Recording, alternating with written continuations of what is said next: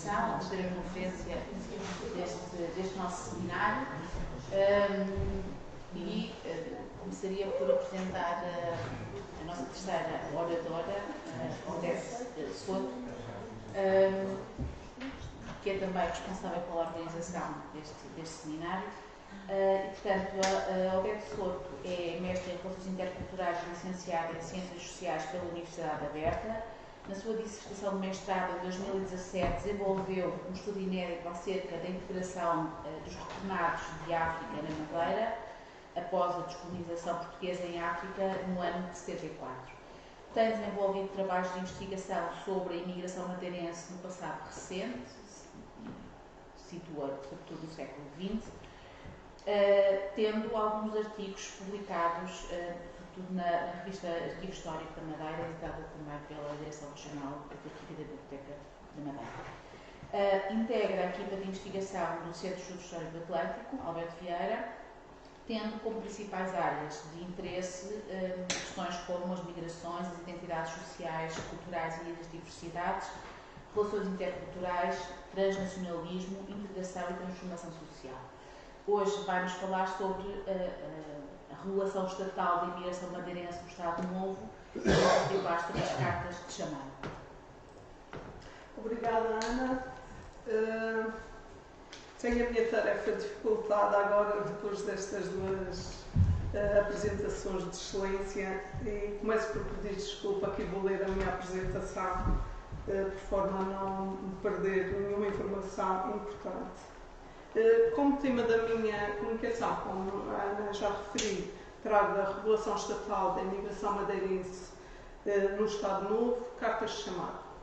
E escolhi esta fotografia, que achei oportuno para a abertura desta comunicação, não por ser muito bonita, que o é, mas que mostra o nosso Porto do Funchal no ano 1937, ou seja, durante o Estado Novo, sendo que era aqui que se materializavam os processos de imigração madeirense, começados muito antes, porque eram processos muito morosos. Esta aqui era a nossa única porta de embarque, digamos assim, de todos aqueles que se aventuravam a sair da ilha. E o foi até à construção do aeroporto, pelo menos na década de 1960, mas depois disso continuou a ser ainda durante muito tempo a via preferencial de saída. Esta fotografia é da coleção do Museu de Fotografias da Madeira, do fotógrafo Álvaro Nascimento Figueira, e encontra-se em depósito no Arquivo e Biblioteca da Madeira.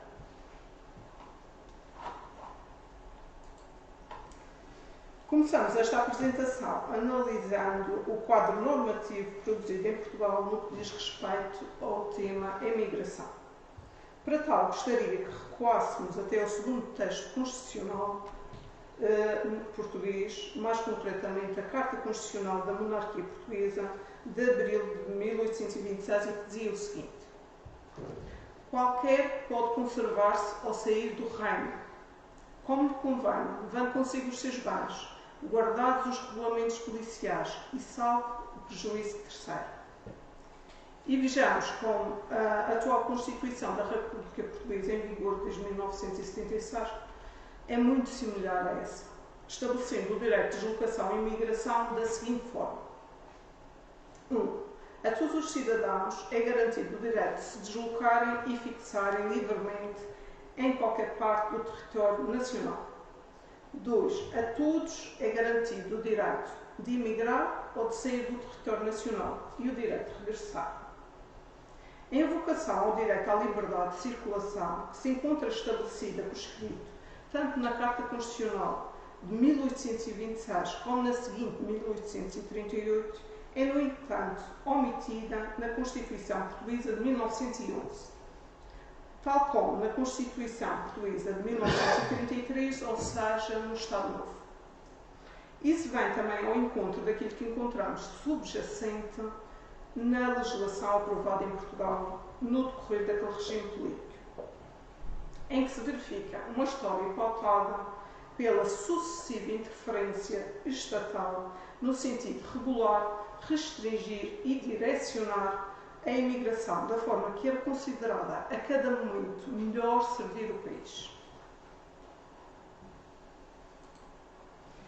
Vejamos qual foi a principal legislação publicada por Portugal em matéria de imigração, que sintetizamos neste slide, começando ainda antes do regime político do Estado Novo, pelo Decreto 5.624, que é publicado em maio de 1919, por ser a primeira publicação oficial que reúne a totalidade da legislação existente sobre a imigração. Neste decreto, é afirmado o interesse estatal em regulamentar essa área após o término da Primeira Guerra Mundial, estabelecendo medidas de caráter tutelar, reprimindo a imigração clandestina no país, regulamentando as agências de imigração e dos agentes de passagens e passaportes.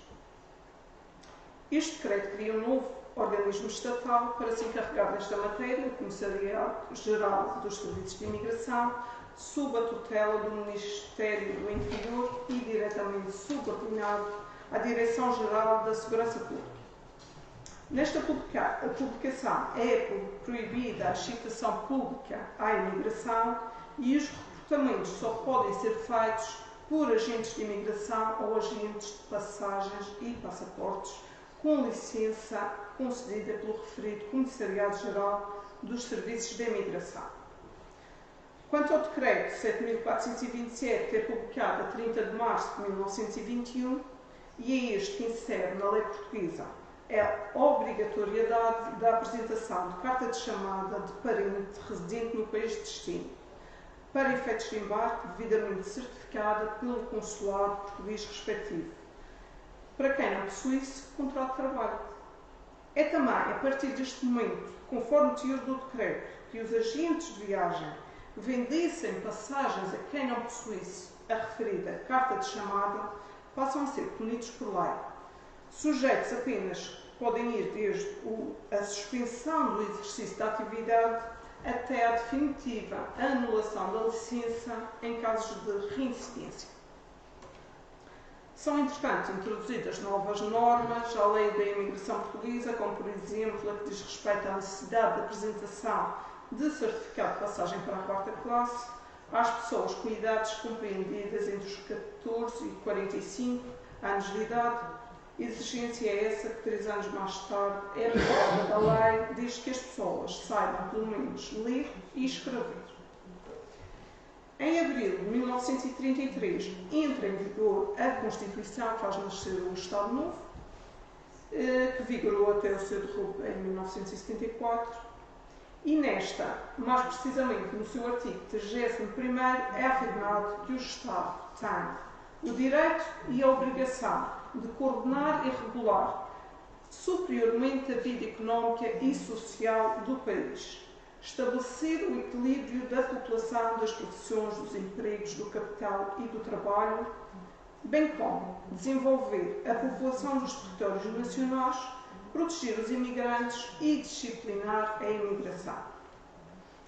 É nessa linha de pensamento que é publicado, aos 29 de março de 1947, o Decreto-Lei 36.199, que ali está, e que vem operacionalizar estes ideais.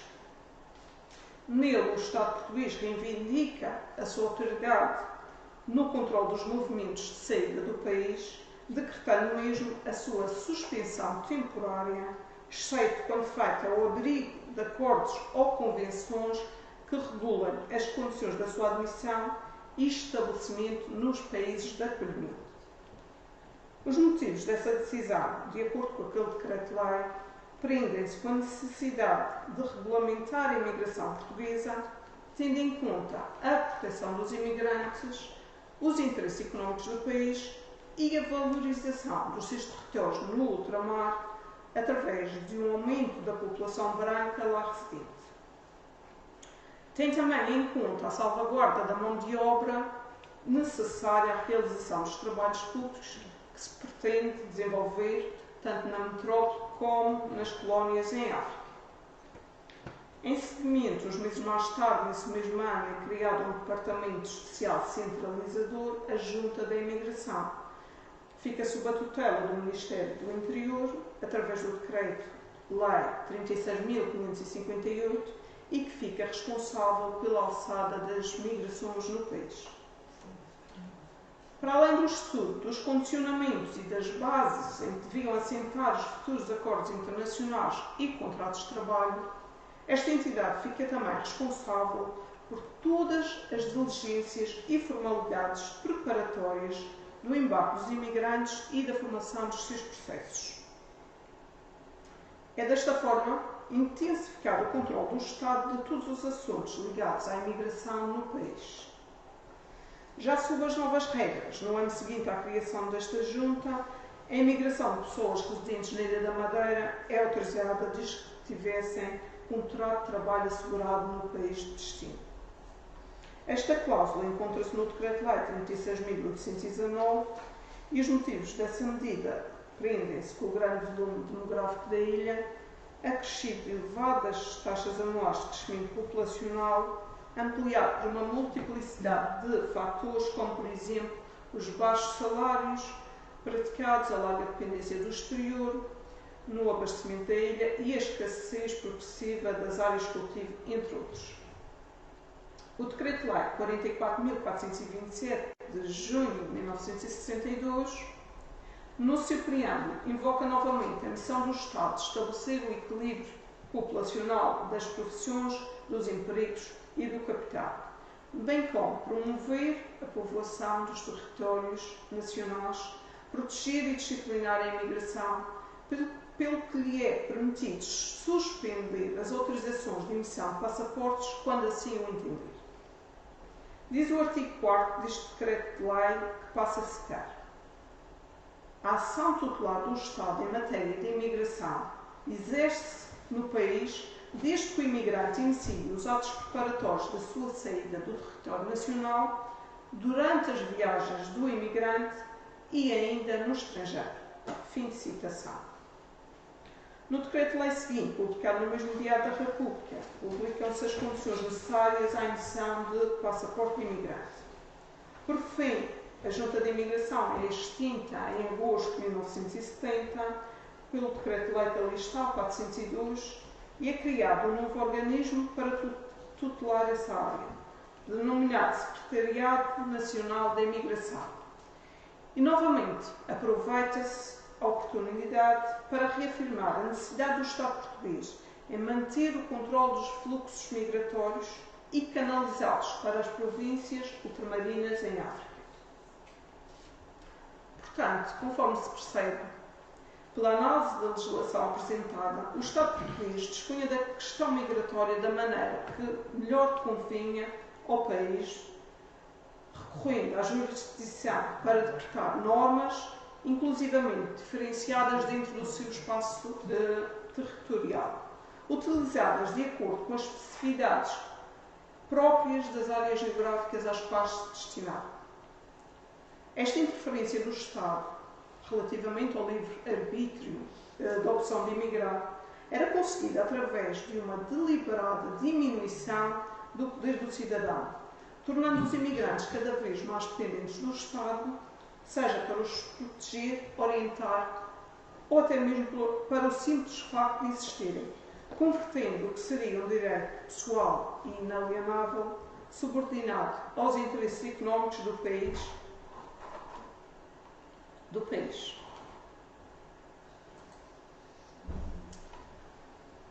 Passamos agora a nossa análise para o estudo sobre os procedimentos adotados a nível institucional em torno do processo migratório, começando pela Junta da Imigração e com a compreensão que é sobretudo a partir da criação deste organismo, no ano de 47, que o controle do Estado relativamente à alçada da imigração é intensificado, através de um gerenciamento de todos os assuntos a ela ligados, estipulando as disposições de caráter administrativo em que a imigração se movimentará.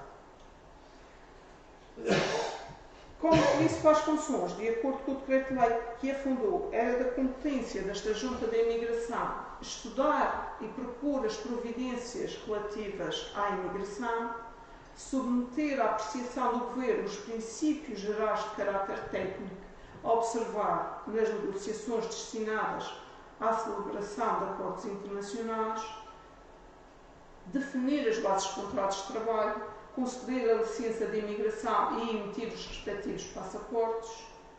Para além disso, era também da sua responsabilidade propor os contingentes a sair para cada destino, transmitir informação, dar orientação e cooperação, bem como supervisionar os procedimentos relativos à imigração. Da Junta de Imigração emanavam ainda todas as diretrizes acerca dos procedimentos administrativos a levar a cabo pelas câmaras municipais no seu trabalho de organização dos processos. Instruções essas que, num primeiro momento, eram transmitidas através de ofícios circulares, mas que, para além desses ofícios, também por vezes eram utilizados os telegramas, por exemplo, para passar a informação mais concisa e rápida. Com este novo sistema, os agentes de imigração, que até então eram os intermediários entre o indivíduo que desejava emigrar e o Estado, foram excluídos do processo, ficando mesmo proibida a intervenção de terceiros, seja no engajamento de imigrantes, seja na obtenção de documentos necessários à organização dos seus processos e na marcação e aquisição das passagens. Com efeito, no número 1 do artigo 25º, consideram-se caducas, a partir de 31 de dezembro desse ano, as licenças já concedidas a agentes de imigração e agentes de passagens e passaportes. Para além disso, é proibida a publicação de quaisquer folhetos, prospectos, cartazes, anúncios ou qualquer forma de publicidade sobre incitamento à imigração ou recrutamento de mão de obra para o estrangeiro sem a prévia autorização da Junta da Imigração.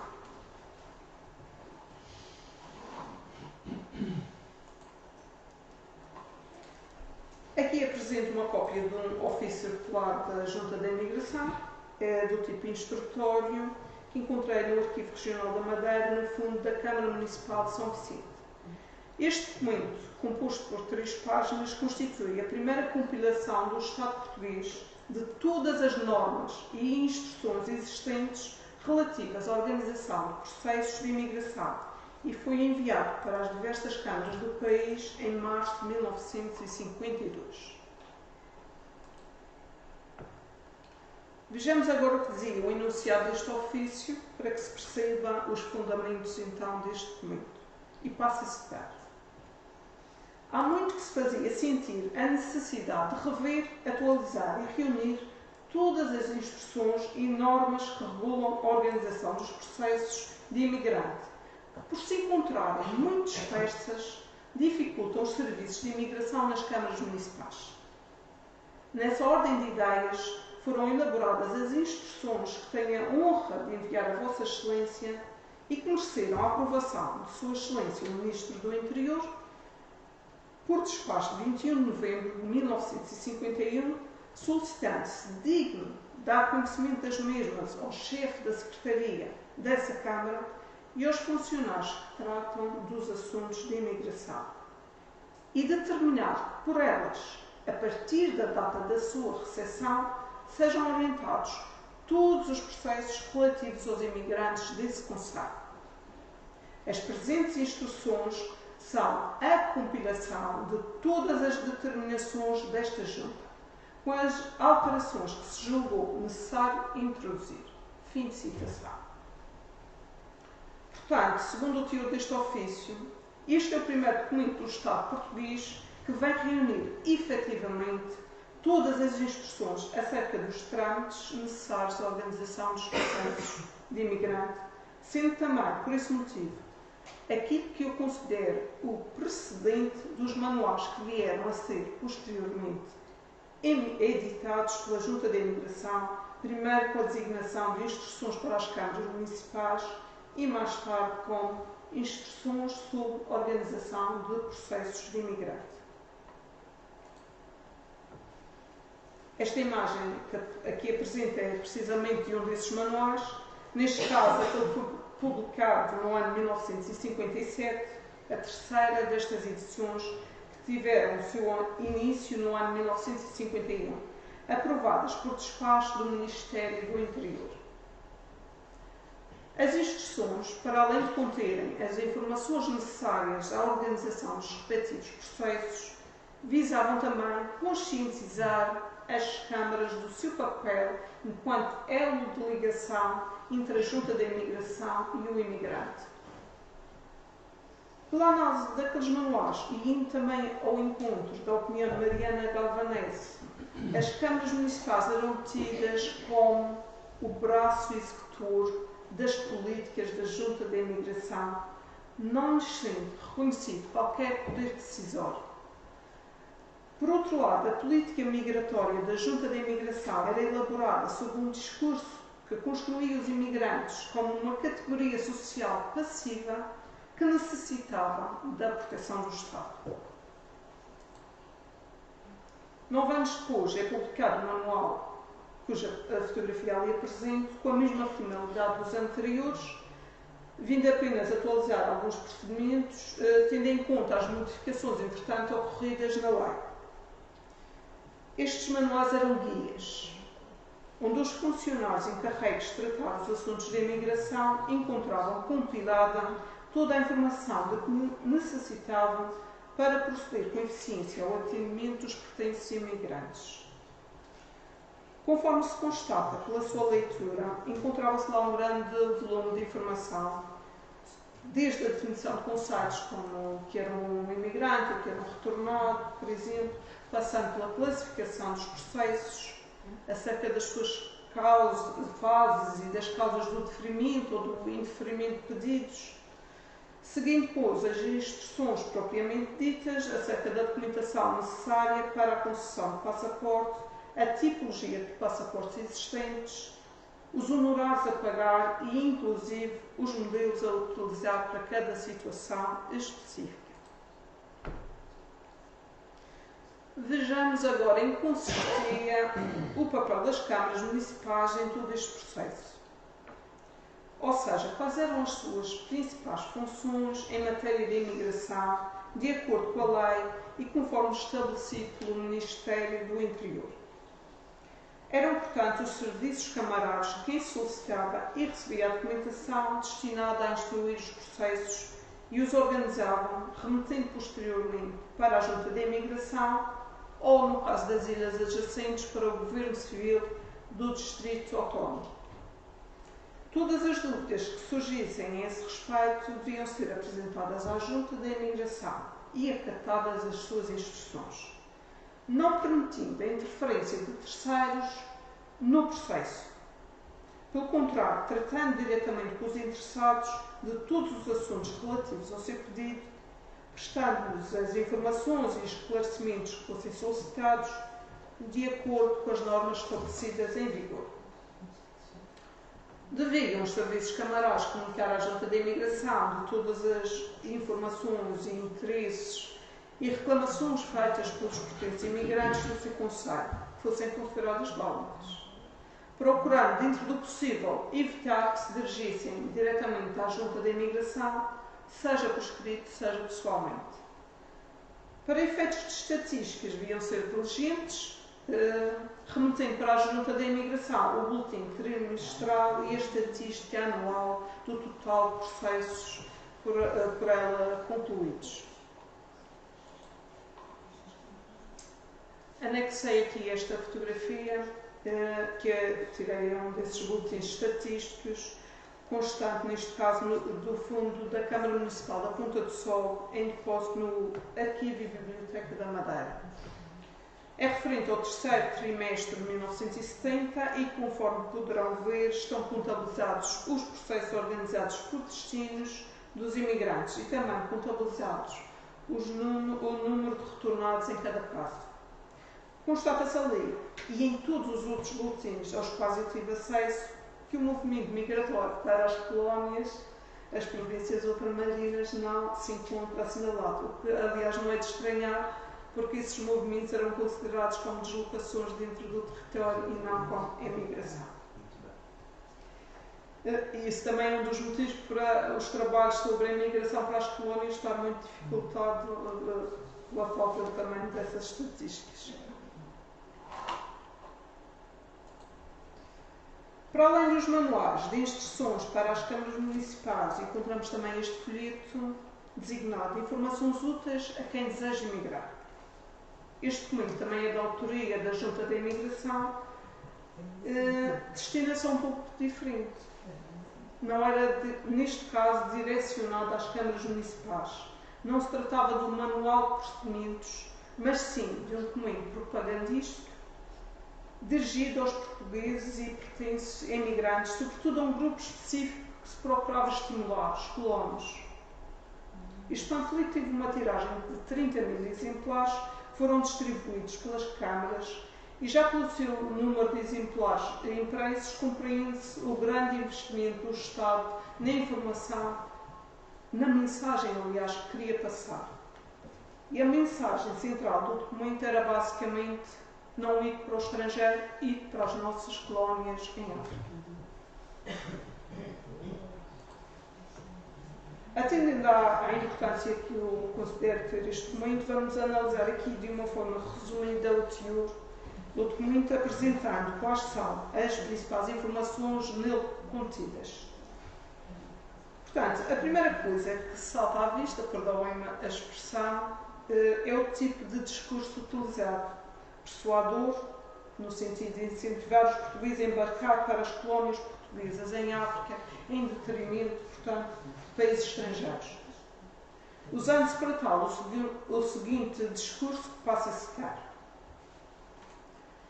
Se alguém pretende deixar a sua terra para melhorar as condições de vida de que desfruta, porque não procura tornar-se colono em vez de imigrante?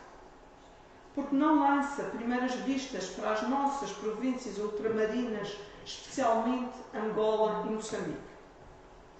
Quantos, deste modo, têm alcançado o bem-estar e até a fortuna, sem para isso precisarem sair do território português? Fim de citação. Inclusivamente, incentiva-se a deslocação de portugueses para as províncias ultramarinas através do oferecimento de passagens de colonos para famílias inteiras de agricultores, e quanto maior a família, maior seria a possibilidade de ser selecionado. Sendo que neste caso deveriam se inscrever nos recrutamentos que eram levados a cabo pelo Estado português para os seus povoamentos de colonatos, quer em Angola, quer em Moçambique. Ainda assim, no mesmo folheto, sugere-se ainda o Brasil como segunda opção, motivados talvez pelo facto de este ser o principal destino da imigração portuguesa até a década de 1950, mas se encontrar já em declínio, a perder volume para os países da Europa, que após o final da Segunda Guerra Mundial estavam a precisar de muita mão de obra para proceder à reconstrução das suas infraestruturas. Quanto a esta alternativa às deslocações para as colónias, dão-se os motivos da língua e dos costumes serem os mesmos que os nossos e da vantagem de já existir lá no Brasil uma grande comunidade portuguesa a residir. Diz o seguinte, e passo a citar: a nação irmã tem sido bastante pródiga em bem-estar e riquezas. Fim de citação. Faz-se ainda, no mesmo documento, um alerta acerca dos aliciamentos feitos por especuladores que prometem facilidades à imigração por vias ilegais e das informações erradas por eles veiculadas. Dão-se informações acerca das condições gerais exigidas para ser aceito na condição de imigrante e instruções de como obter o passaporte para embarcar.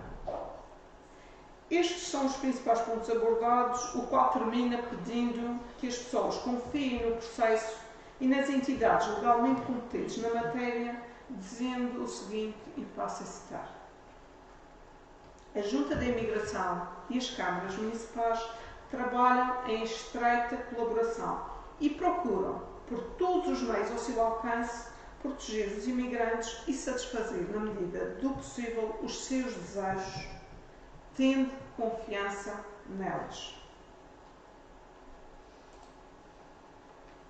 Para além de tudo o que já foi aqui falado acerca do papel das câmaras municipais, no que diz respeito à temática da imigração, as câmaras colaboravam também com a Junta da Imigração no recrutamento de mão de obra para o estrangeiro, através da divulgação dos destinos que procuravam pessoas para trabalhar e que já possuíam autorização da Junta de Imigração para recrutar cá em Portugal. Estas autorizações eram concedidas em decorrência de prévios acordos e convenções feitas entre ambos os países. À Câmara Municipal era, adicionalmente e inclusivamente, imputada uma função fiscalizadora no sentido de não permitir a interferência de estranhos em assuntos de imigração ou com ela relacionados, dando imediato conhecimento à Junta de factos dessa natureza. Os processos de imigração eram registados pelas câmaras municipais em livros. Esta fotografia que aqui vos apresento é da página de abertura de um desses livros de registro, neste caso da Câmara Municipal do Concelho de Santa Cruz. No termo de abertura assinado pelo Presidente é indicado precisamente essa finalidade do livro. Nesta fotografia seguinte temos o livro aberto para que se possa então verificar que tipo de informação era lá registada. Não conseguirão ver desde os vossos lugares, mas encontra-se registado o nome do imigrante, a morada, o país de destino, uma nota acerca do documento de chamada, o número de famílias que o acompanhavam e algumas observações. Este é um dos formatos existentes, mas, por exemplo, encontrei na década de 50, exatamente, livros que tinham, para além destes dados, a indicação da profissão do imigrante. Na Madeira e nos Açores, para além do relacionamento que as câmaras municipais mantinham com a Junta da Imigração de cariz instrutório, que temos vindo aqui a relatar, havia também uma ligação com o Governo Civil do Distrito Autónomo, porquanto, neste caso, o trabalho de expediente de emissão de licenças de imigração e respectivos passaportes ficava a cargo dessas entidades governamentais. Essa competência dos governos civis dos distritos autónomos encontra-se disposta no Decreto-Lei 36.558, já aqui falado, no seu número 2 do artigo 4º, que podem ler aqui neste slide. Portanto, relativamente à Madeira, após o cumprimento das instruções dadas pela Junta de Imigração, com a respectiva entrega por parte dos interessados de toda a documentação solicitada, conferido e organizado o processo de imigrante, era então enviado pelos serviços camarais para o Governo Civil do Distrito Autónomo do Funchal, para que fosse autorizada a licença de imigrar e emitido o respectivo passaporte. Existia ainda troca entre estas duas entidades, trocava-se correspondência para efeitos pedidos de documentos ou esclarecimentos por parte do Governo Civil, ou para a Câmara Municipal remeter documentos a adicionar ao processo. Passamos agora a apresentar e falar um pouquinho acerca das cartas de chamada.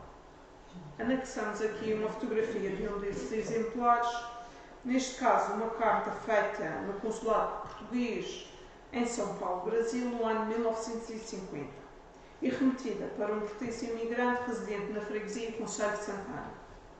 Esta carta está assinada pelo cônsul, selada e tem o carimbo de entrada na Câmara Municipal de Santana. Terminada a guerra, num período em que se esperava o recrescimento dos fluxos de saída, houve uma preocupação do Estado em clarificar as bases da imigração portuguesa, resultando no ano 1919 na primeira publicação oficial unificadora de toda a legislação existente na matéria, já que anteriormente falada, bem como para estabelecer as medidas de caráter tutelar, como a repatriação, consideradas formas de proteção do imigrante, semelhante ao que se passava nos restantes países europeus. Inadiável também era a necessidade de se procurar reprimir a imigração clandestina e regular as agências de imigração e passagens e passaportes. Neste decreto de 1919 é proibida a imigração de pessoas com mais de 60 anos ou com deficiências ou doenças incapacitantes que não sejam possuidores de contrato de trabalho. Não obstante, havia a possibilidade de ser emitido o passaporte se essas pessoas conseguissem comprovar que tinham sustento garantido no país de destino. Desta forma, muitas foram as cartas pessoais e privadas que se entregavam nos governos civis, que serviriam então como forma de prova que a pessoa interessada em emigrar tinha realmente alguém que a convidava no país para onde pretendia ir.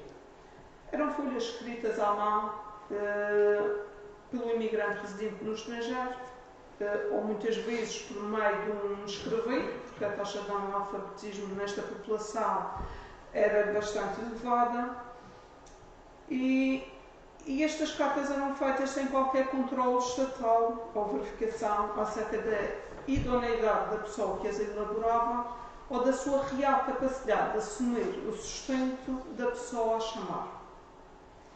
É, pois, só com o Decreto-Lei 7.427, de 30 de março de 1921, que as cartas de chamada realmente institucionalizam-se, ou seja, passam a ser elaboradas pelos próprios serviços consulares através de um formulário pré-estabelecido e preenchido, facultado pelo Estado português, cujo exemplo vimos no slide anterior.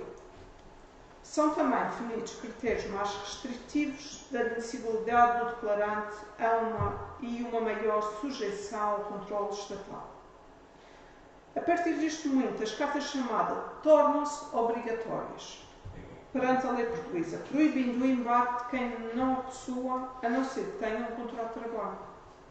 Ou seja, deixa de ser apenas usado para casos específicos, como aquele que vimos dos maiores de 60 ou com incapacidades, ou no caso das mulheres casadas e os menores de 14 anos, que nesse caso também precisavam de autorizações quer do marido, quer do pai, e passam a ser necessárias a toda e qualquer pessoa que pretenda emigrar sem contrato de trabalho. Para além disso, esta carta de chamada obedece a critérios mais apertados, como a necessidade do chamado ter obrigatoriamente de possuir uma relação parentesco com a pessoa a chamar até o terceiro grau de consanguinidade.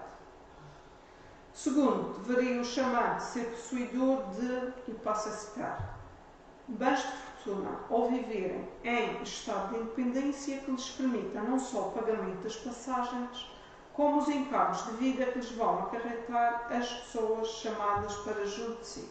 Fim de citação. E terceiro, o chamado teria de se responsabilizar perante as autoridades portuguesas de que as despesas com a repatriação do chamado, caso houvesse necessidade desse processo, ficavam a seu cargo. A partir desta lei, os agentes de passagens e passaportes e de imigração, para além de verificarem a posse do passaporte, tinham também que verificar, obrigatoriamente, que o comprador da viagem possuía este documento, por ser um requisito obrigatório e preliminar à venda das passagens, sob pena de lhes ser imputada uma contraordenação punida nos termos da lei, que, conforme vimos anteriormente, na sua forma mais gravosa, podia levar à cessação da sua licença.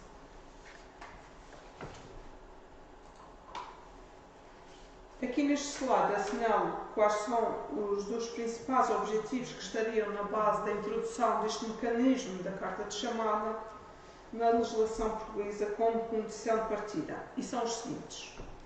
Em primeiro lugar, pretendia-se controlar os fluxos migratórios que se previam crescentes neste período difícil do pós-guerra, bem como estabelecer uma mais segura transição e permanência nos países da República.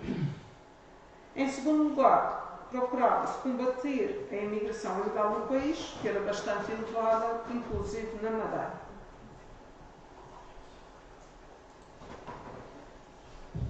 Faremos agora uma breve descrição dos procedimentos inerentes a este processo de mandar chamar alguém mediante o recurso à carta de chamada. O chamado dirigia-se ao consulado português do país estrangeiro de sua residência a fim de solicitar a elaboração da dita carta.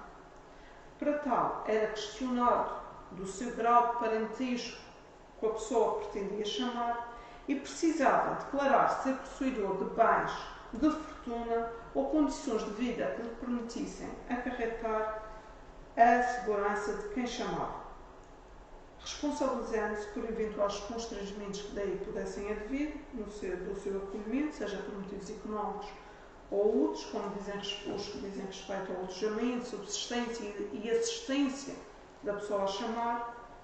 Por outro lado, era necessário assumirem o compromisso perante as autoridades que, caso houvesse necessidade de fazer a repatriação dessa pessoa, ficava a seu cargo as despesas, e então, com essa responsabilização por parte do declarante, era então elaborada a dita carta de chamada e que depois enviava para o seu familiar.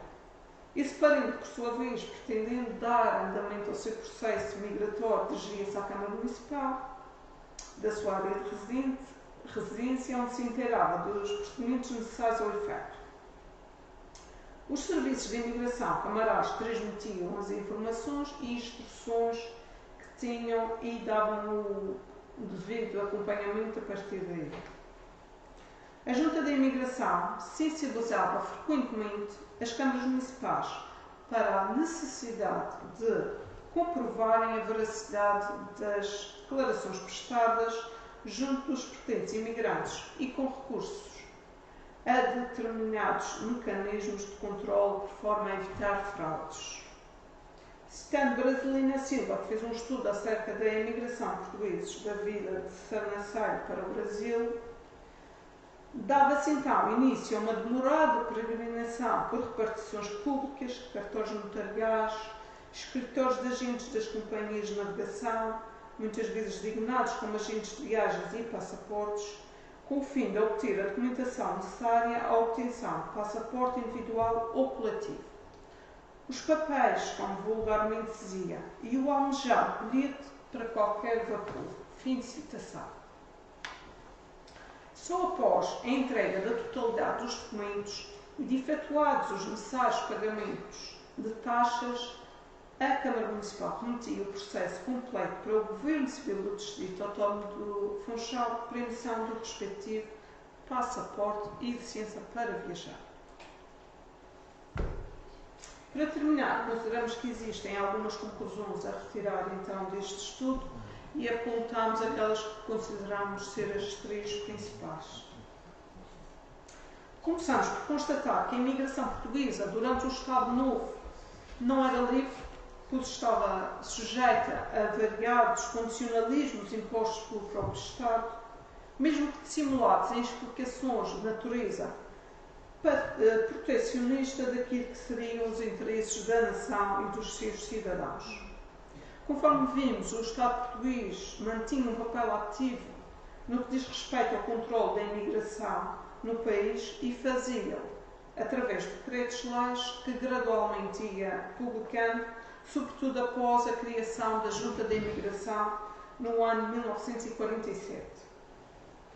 Consideramos que as cartas de chamada foram um instrumento regulador da imigração no país e as suas funções centrais seriam as de controlar os fluxos de saída, tendo em conta os interesses nacionais, bem como estabelecer uma mais segura transição e permanência nos países de acolhimento, evitando constrangimentos futuros, quer para o país de origem, quer para o país de destino, por receio de uma eventual falta de capacidade de subsistência dos emigrantes. Consideramos ainda que este instrumento era utilizado para consumar a reunificação familiar, porquanto, de acordo com a lei, a pessoa a chamar tinha de possuir uma relação parentesca até o terceiro grau de consanguinidade com o chamante. Finalizamos dirigindo uma palavra acerca da importância que as câmaras municipais tiveram no decorrer do período em estudo, relativa não só ao que diz respeito aos procedimentos processual-administrativos que lhes eram incumbidos, respeitando a organização dos processos, mas também como entidade governamental que operava no maior grau de proximidade com os imigrantes e que lhes prestava toda a informação, orientação e apoio na obtenção da documentação indispensável ao seu processo migratório. Concluída esta apresentação, resta-me apenas agradecer uma vez mais pelo vosso tempo e pela vossa atenção. Obrigada.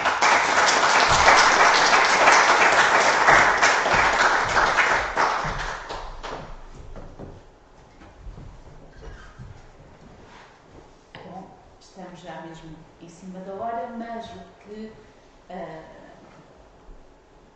as notícias, não é? E as informações que a ODEP nos trouxe merecem ainda algumas questões, não é? E, portanto, passaria a palavra aos presentes para caso queiram colocar alguma questão, quiser algum comentário. Pedia que os comentários fossem mesmo breves para podermos ter o máximo de pessoas a participar. Muito obrigada. Sr. Fernando, primeiro. Muito bem. Eu apenas quero dar os parabéns à doutora Odete Souto, não só por esta comunicação, mas pela organização do seminário e pelo trabalho que tem vindo a fazer. Aqui, no fundo, apresenta-nos, se por um lado apresenta-nos um quadro legislativo, um quadro legal, por outro lado, aquilo que eu gostaria até de salientar é não se limitar a isso. Portanto, há aqui uma busca de fontes, uma procura de fontes, uma identificação de novas fontes, um trabalho empírico e, de facto, um equilíbrio entre teoria e depois uma prática mais empírica. Que me parece ser esse o caminho, digamos, que estes estudos devem seguir.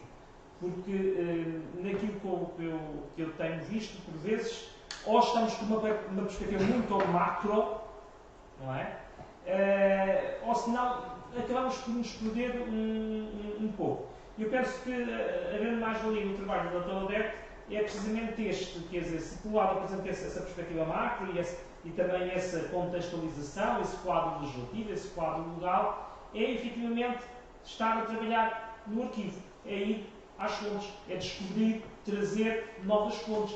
Trabalhar cartas de chamadas não é uma coisa fácil, não é? Encontrar documentação sobre o assunto não é uma coisa fácil e, portanto, está a conseguir. Dou meus parabéns. Muito obrigada.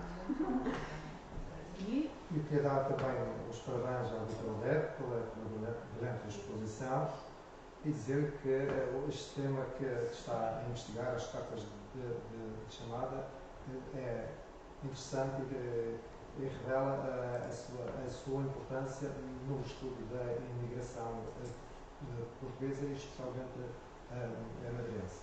Mas a questão que eu queria colocar, penso que as cartas de chamada tinham como objetivo reduzir a imigração clandestina. E nesse quadro que ele elencou diversos decretos de lei, quais daqueles foram mais incisivos à redução do tal fenómeno da imigração clandestina? Julgo que podemos fazer ainda uma terceira pergunta. Julgo que conheces o senhor. Eu só gostava de dar um pequeno testemunho. Eu fiz parte disto e saí daqui por 12 anos, em 1964.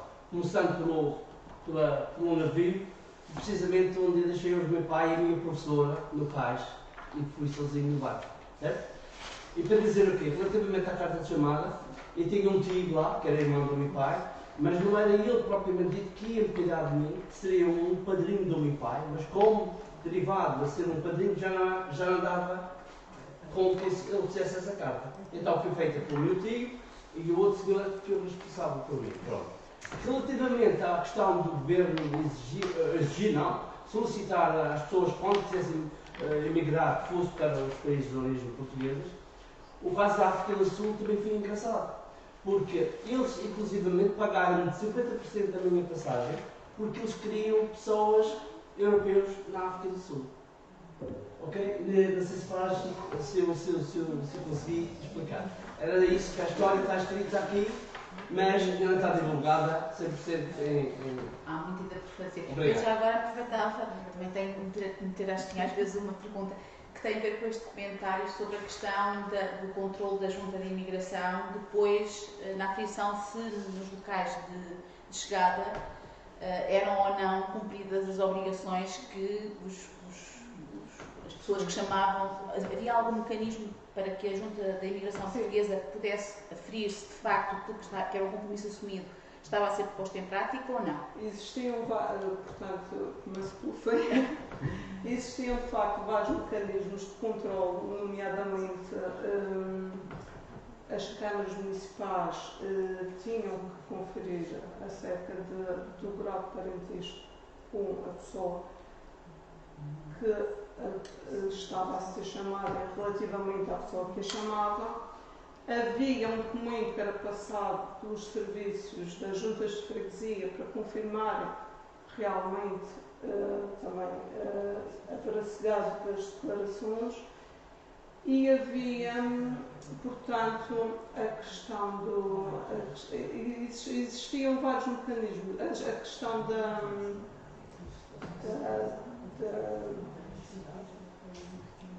relativamente... Por exemplo, eu lembro, uma dos compromissos era que a pessoa que chamava tinha de garantir que havia condições para garantir a subsistência do imigrante no país de chegada.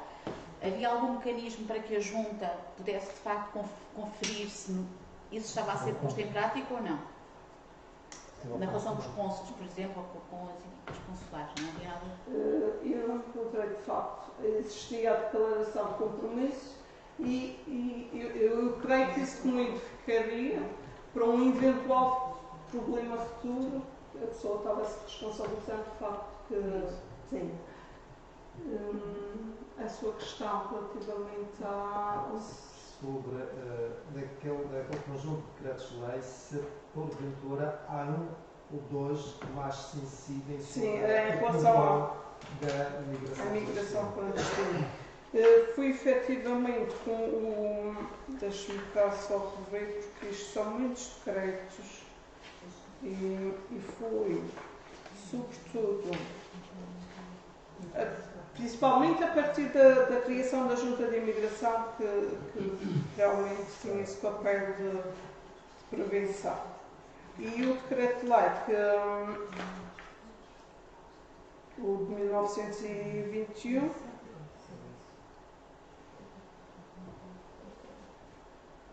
que condiciona realmente a obrigação de ter a carta de chamada e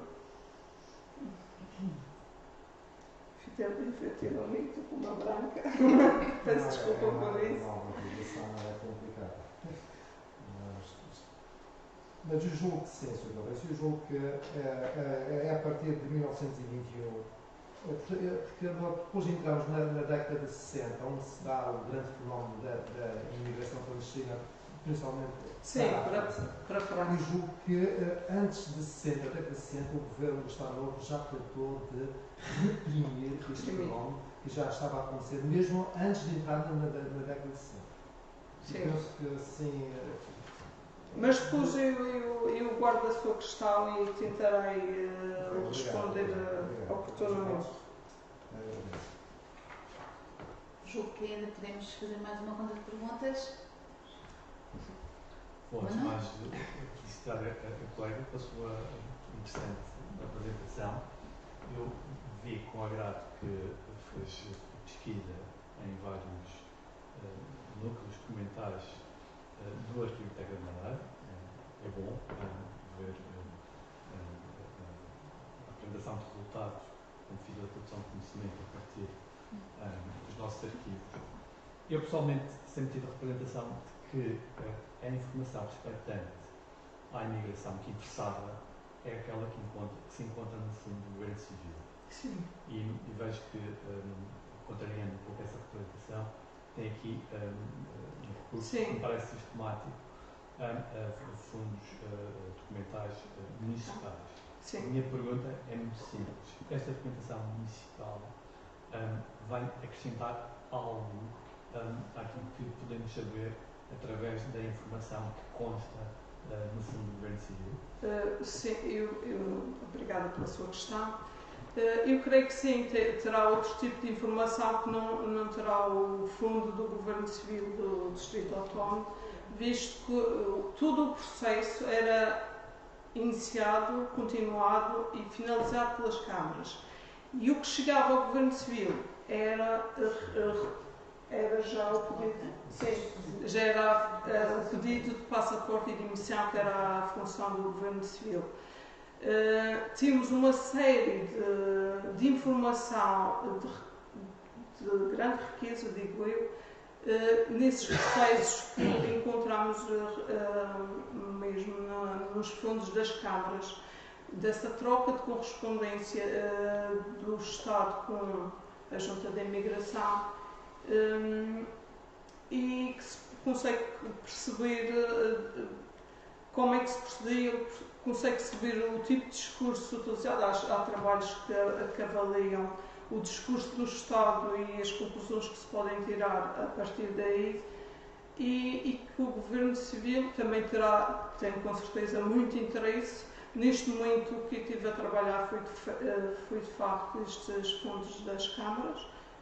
Trabalhei um pouquinho, tenho um mancial de documentação lá para ver, e realmente, principalmente a partir da criação da Junta de Imigração, e que começaram as câmaras a serem o único local que tratava dos processos de imigração, de facto tem muita riqueza nesses fundos para trabalhar.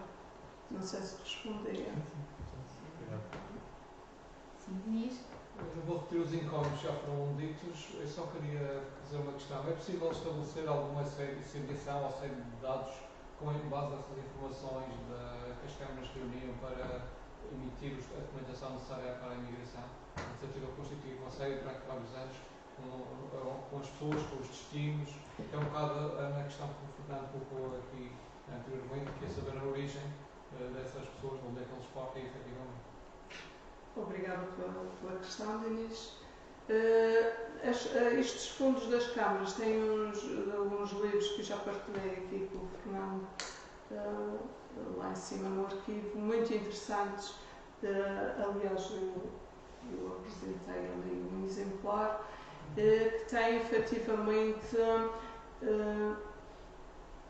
registado cada processo, e a partir do levantamento desses dados conseguiríamos, portanto, constituir os fluxos destas décadas depois que as câmaras municipais ficaram responsáveis por tratar e organizar estes processos,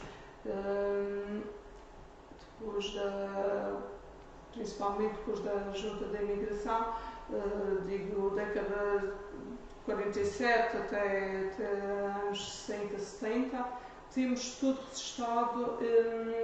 O nome normalmente era o homem que ia à frente, o nome do chefe de família, o destino, temos o destino, temos o documento que deu origem à emissão de passaporte, se foi carta de chamada, se foi contrato de trabalho.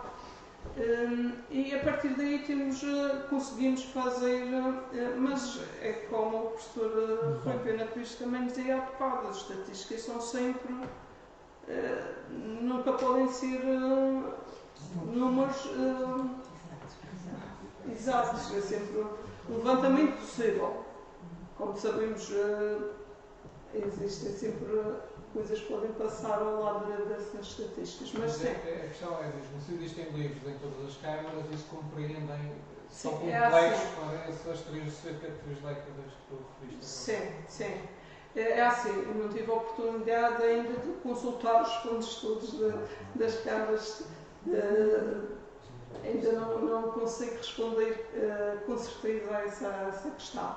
Mas encontrei de algumas câmaras já, creio que a de Santa Cruz, temos as três livros que têm. Aquele livro era o terceiro, portanto, o de Santa Cruz, salvo erro, apareceu lá, que era o livro 3. Pronto, Santa Cruz. Sabe-se lá quantos existiram depois. Sim, conseguimos por aí fazer um trabalho interessante acerca dos fluxos da imigração nesse período. Se me permite, e voltando no fundo ao comentário inicial, a relevância desta pesquisa feita em arquivo, com documentação de arquivo, e que nos pode permitir efetivamente ter dados novos e construir precisamente aqui conhecimento a partir da análise de fontes, que eu acho que é uma coisa essencial, não é? E que cada vez mais falta. Nós estamos numa época em que há muita teoria e há uma grande valorização da teoria. Eu não ponho em causa a importância da teoria, mas história, que não é construída com análise de fontes, fica ali a falhar. E, portanto, eu acho que este trabalho é extremamente relevante e extremamente meritório. E, portanto, é continuar. Bom, estamos mesmo, já ultrapassamos o limite, portanto, resta-me em nome do Centro de História do Atlântico, Alberto Vieira, e também em nome da Direção Regional do Arquivo da Madeira, agradecer a vossa presença, agradecer muito também à ODET a organização deste seminário, aos nossos convidados e, obviamente, a vossa presença e dizer-vos que está já a ser preparado um novo seminário do Centro de História do Atlântico, que irá decorrer em maio, será sobre municipalismo e, portanto, estão todos convidados a voltar aqui em maio, depois será divulgado esse seminário, para prosseguirmos este diálogo, porque faz sentido nós estarmos aqui a fazer a investigação e depois podemos partilhá-lo justamente com esse lado também. Muito obrigada.